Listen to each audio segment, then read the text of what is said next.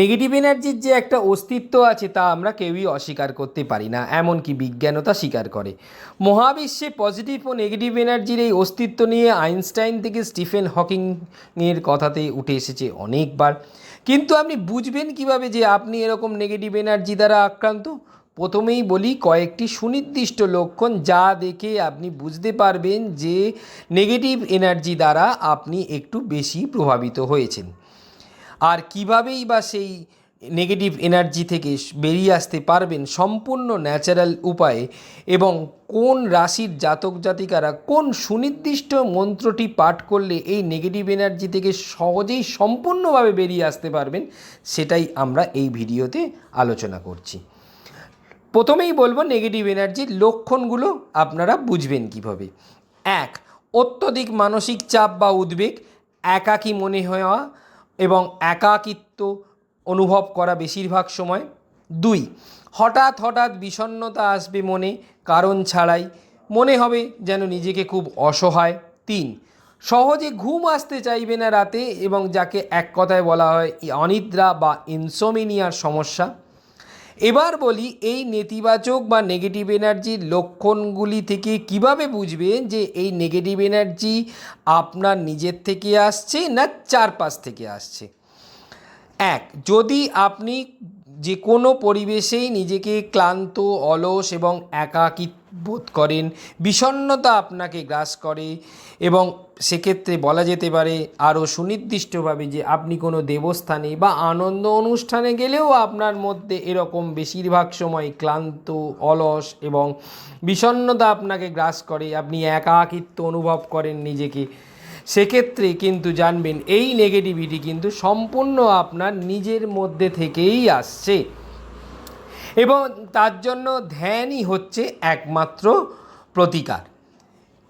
2. কিন্তু যদি দেখেন এরকম যে আপনার মধ্যে এরকম একাকিত্ব এবং বিষণ্ণতা অনুভব হচ্ছে, এবং কিন্তু সেটা একটি সুনির্দিষ্ট স্থানে, অন্যত্র যে কোনো স্থানে অর্থাৎ দেবস্থানে বা আনন্দ অনুষ্ঠানে গেলে সেরকম অনুভব হয় না, তবে জেনে রাখবেন আপনি যে পরিবেশে আছেন বর্তমানে সেই পরিবেশের চারপাশটিই কিন্তু দায়ী আপনার মধ্যে এই রকম নেগেটিভ এনার্জি তৈরির জন্য। অর্থাৎ এক কথায় বলা যেতে পারে আপনার চারপাশের পরিবেশটি আপনার মধ্যে এরকম নেগেটিভ এনার্জির প্রভাব ফেলছে আপনার ওপর। এবার বলবো এই নেগেটিভ এনার্জি যে আপনার ঘরের মধ্যেই রয়েছে তা বুঝবেন কিভাবে।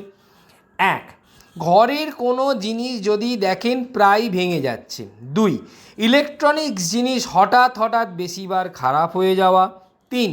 ঘরের কোনো সদস্যের বারংবার চিকিৎসাতেও সুফল না পাওয়া। 4. ছোটোখাটো বিষয়ে ঝগড়াঝাটি হওয়া এবং কাজ নষ্ট হওয়া। বর্তমানে নেগেটিভ এনার্জি ডিটেক্টর নামে একটি ডিভাইস বা যন্ত্র পাওয়া যায়, যার দ্বারা যে কোনো স্থানের নেগেটিভিটি কতটা তা বোঝা সক্ষম হয়। এবার বলবো সহজ কয়েকটি উপায় যার দ্বারা এই নেতিবাচক শক্তি বা নেগেটিভ এনার্জি আপনারা দূর করতে পারবেন বাস্তুমতে। 1. ঘরে সৈন্ধব লবণ সহ ঘর পরিষ্কার করুন বা ঘর মুছুন। সৈন্ধব লবণ যে কোনো নেগেটিভিটি সহজেই দূর করে। 2. ঘরে ধূপের সুগন্ধ ব্যবহার করুন। 3. ঘরে গাছপালা রাখুন, তবে কাঁটাযুক্ত গাছ ঘরে কখনোই রাখবেন না। ঘরে তুলসী গাছ, মানি প্ল্যান্ট খুবই শুভ। 4. শোবার সময় ঘরে হালকা লাইট, বিশেষত হলুদ লাইট জ্বালিয়ে শুন। 5.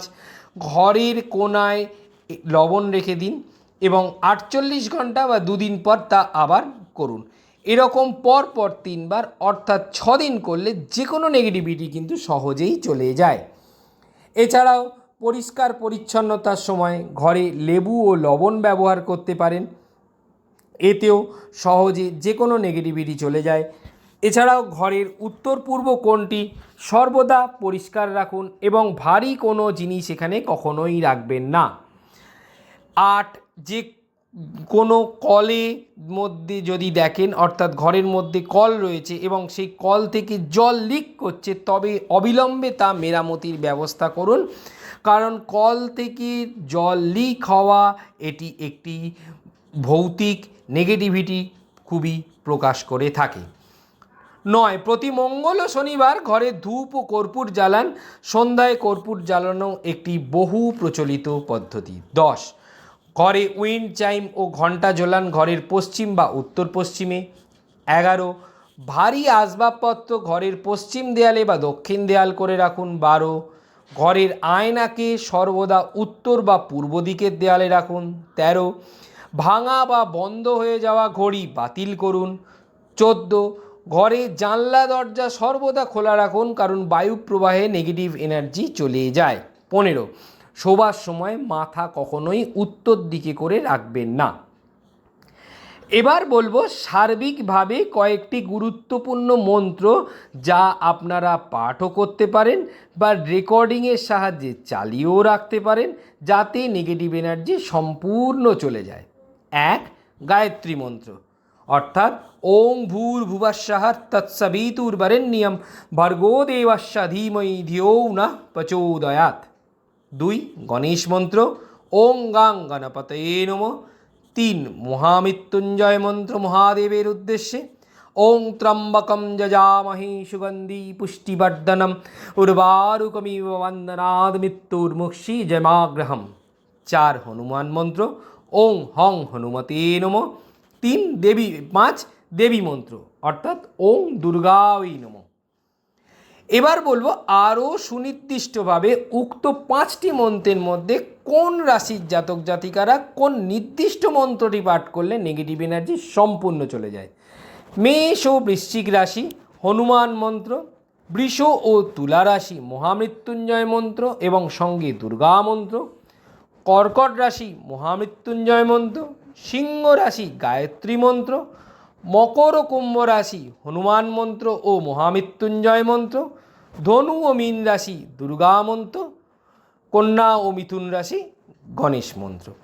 এরকম জ্যোতিষ সংক্রান্ত নিত্য নতুন তথ্য পেতে আমাদের চ্যানেলটি অবশ্যই সাবস্ক্রাইব করবেন। আর জ্যোতিষ সংক্রান্ত যে কোনো পরামর্শ সম্পূর্ণ বিনামূল্যে পেতে আমাদেরকে হোয়াটসঅ্যাপ করতে পারেন 7003292110 এই নম্বরে। সঙ্গে আপনার জন্ম সময় এবং জন্ম তারিখটি উল্লেখ করতে একদম ভুলবেন না। তাহলে আজ এই পর্যন্তই। রাধে রাধে।